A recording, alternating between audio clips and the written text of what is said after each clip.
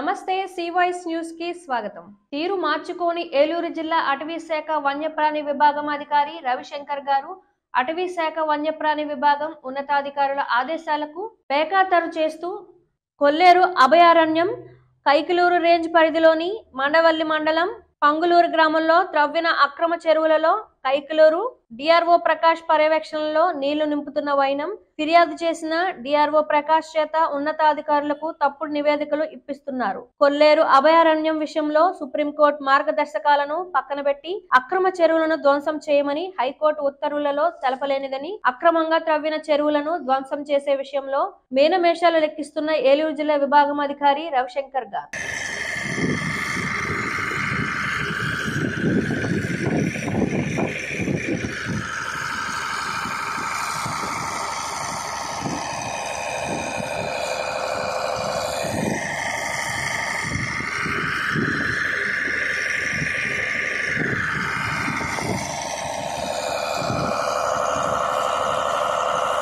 ఈ వార్తలు ఇంతటితో సమాప్తం. నమస్కారం.